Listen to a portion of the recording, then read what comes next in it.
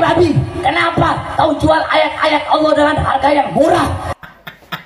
Apa ora kleru lekmu ngomong?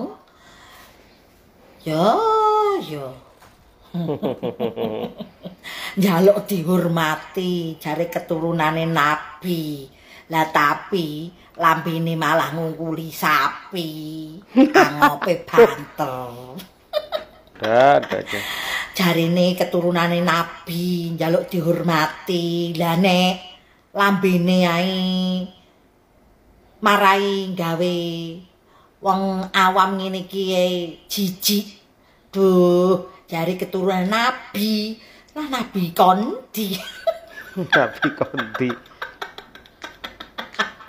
Ngombe-ngombe ben waras dhewe, rakyat wis cerdas. Salam Anjing, babi, kenapa engkau tipu-tipu kau punya rakyat? Katanya Habib. Tapi kok kayak gitu ya cara menyampaikan sesuatu itu? Tahu lah. Assalamualaikum guys. Saya Waalaikumsalam. Katanya ini Habib. Habib apa kalau seperti ini? Kalau seperti ini, Habib tak ada adab, tahu tak? Tak ada adab. Kalau memang ini betul Habib, takkan dia berkata anjing babi. Masya Allah. Kalau seorang Habib kena ada akal dan fikiran. Perkataan anjing babi itu kan najis.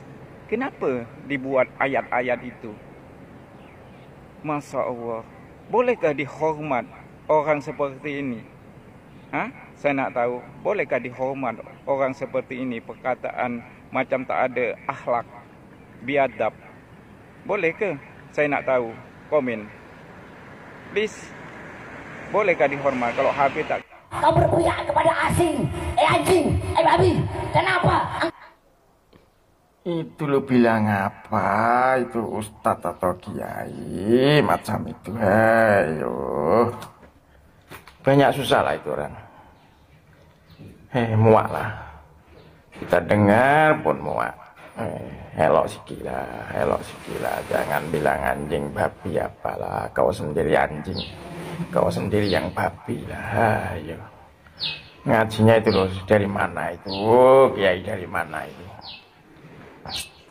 Siapa yang contoh dia? Kalau saya sendiri ya, kalau cakap babi anjing macam itu malu. Apalagi ya sudah jadi kiai macam itu. Ayo. Hanya susah lah ini orang. Bodoh betul lah, bodoh. Ente mau percaya Habaib atau Sayyidina Ubaidillah dari Ahmad Al-Muhajir, ente mau percaya atau tidak? Kepercayaan ente itu, keyakinan ente itu yang menentukan kadar keimanan, juga kepercayaan kalian, keyakinan kalian itu juga yang menentukan nanti di akhirat kalian bakal dihalalkan melihat wajah Ini nih kata-kata ini nih, kata-kata ini nih. Diharamkan melihat wajah indah Rasulullah SAW. Semua tergantung.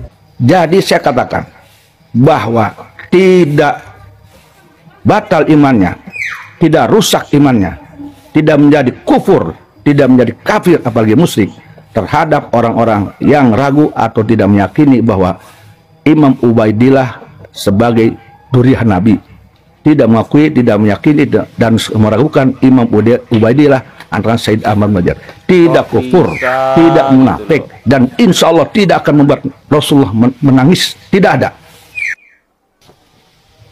Assalamualaikum warahmatullahi wabarakatuh. Allahumma sholli ala Sayyidina Muhammad wa ala ali Sayyidina. Terpaksa saya harus bicara berkaitan dengan nasab yang sedang ramai. Awalnya saya tidak ingin terlalu dalam untuk mengomentari hal ini karena hal ini sudah ada pakar dan ini sudah bukan ranah saya. Ada pakar yang membahas tentang ini yaitu Kiai Haji Imanuddin dan pakar-pakar nasab di Indonesia maupun di seluruh dunia. Tapi terpaksa kali ini saya harus bicara. Kenapa sebabnya? Karena ini Bahar Smith di dalam ceramahnya, di dalam video sudah mengait-ngaitkan antara keyakinan dan keraguan kepada Imam Ubaidillah yang notabene diklaim sebagai eyangnya para habaib di Indonesia khususnya. Ini sebagai anak dari Said Ahmad Muhajir. Sehingga yang jika ada orang yang meragukannya, orang yang tidak meyakininya, itu dikaitkan dengan keimanan, dikaitkan dengan tangisan Rasulullah Muhammad Sallallahu Alaihi Wasallam, seolah-olah Bahar Smith itu tahu persis dari Rasulullah bahwa Rasul menangis terhadap orang yang meragukan dan yang tidak meyakini bahwa Imam Ubaidillah adalah anak Said Ahmad Muhajir. Dalam kurung, yang ragu, yang tidak yakin, yaitu tidak mengakui bahwa Imam Ubaidillah adalah dzurriyyah Rasul, plus mungkin melakukan nasab Bahar Smith itu sendiri sebagai cucu Nabi yang dia gembar-gembor bahwa di dalam tubuhnya ada darah Nabi. Jadi saya katakan bahwa tidak batal imannya, tidak rusak imannya, tidak menjadi kufur, tidak menjadi kafir apalagi musyrik terhadap orang-orang yang ragu atau tidak meyakini bahwa Imam Ubaidillah sebagai dzurriyyah Nabi, tidak mengakui, tidak meyakini dan meragukan Imam Ubaidillah antara Said Ahmad Muhajir. Tidak kufur, tidak munafik, dan insya Allah tidak akan membuat Rasulullah menangis. Tidak ada.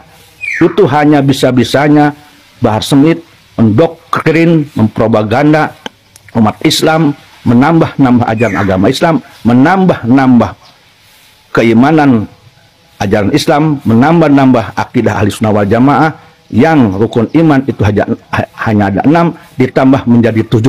Maka ini yang dikatakan kesesatan. Ya, menambah-nambah ajaran agama Islam yang bersangkutan dengan akidah, dengan tauhid, dengan keimanan, dengan tangisan Rasul. Jadi ini ya, makin-makin ini Rasul dijual-jual, akidah dijual-jual, iman dijual-jual hanya untuk kepentingan pribadinya, hanya untuk memaksakan orang lain agar mengakui dirinya sebagai dzurriyyah Nabi. Ini hal yang sangat tidak terpuji. Ya. Dan tidak ada satupun dalil, tidak ada satupun kitab, tidak ada kitab fikih atau tauhid dari Imamul Mazhab Mazahibul Arba'ah yang menghukumi seperti yang dihukumkan oleh Bahar bin Smith. Itu kosong, itu hoax, itu nafsu, itu kesesatan yang nyata. Ya, sekali lagi, mari kita umat Islam jangan mau agama Islam ditambah-tambah, jangan mau rukun iman ditambah-tambah, jangan mau ditakut-takuti, didoktrin, laknat, dosa, menangis Rasulullah dan sebagainya oleh oknum yang ngaku Habib sekalipun, yang tidak sesuai dengan agama Islam, yang bertentangan dengan syariat, yang tojaiyah dengan agama Islam, bahkan merusak agama Islam, merusak keimanan umat Islam di Indonesia khususnya. Mohon maaf, wallahu muwaffiq ila aqwamit thoriq, billahi taufiq wal hidayah wal afu minkum. Wassalamualaikum warahmatullahi wabarakatuh. Waalaikumsalam warahmatullahi wabarakatuh. Begitulah teman-teman, kalau seorang oknum ulama yang setiap perkataannya itu sudah ada nafsunya, emosinya, sehingga apa yang keluar dari mulutnya itu ya nafsu, emosi, tidak benar-benar apa yang sudah diajarkan oleh Quran dan hadis. Masa kalau kita nggak percaya dengan Ubaidillah, maka itulah yang menentukan kadar keimanan kita. Kan ngaco itu namanya. Kalau ngomong itu nggak pernah disaring, sehingga seringkali menimbulkan pro dan kontra. Kebanyakan kontra sih. Ya ulama-ulama kita pinter kok, masyarakat juga semakin cerdas. Jangan sampai ada kepentingan-kepentingan tertentu yang menguntungkan klan tertentu dengan perkataan itu. Itu kita masyarakat Indonesia itu harus sudah paham lah. Artinya apa? Kita belajar. Kita literasinya diperbanyak lagi ya. Supaya kita nggak melulu dan semata-mata mengikut gitu. Tapi kita paham yang sebenarnya. Begitu. Kenapa sih kita bangsa Indonesia itu dulu seringkali dijadikan apa ya, bangsa dengan kelas ketiga, bahkan kelas rendah? Karena itu bangsa kita mudah dikendalikan, mudah ditarik ulur. Artinya dengan satu dua perkataan doktrin ikut saja ke barat ke barat, ke selatan ya.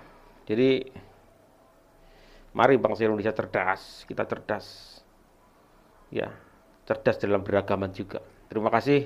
Assalamualaikum warahmatullahi wabarakatuh.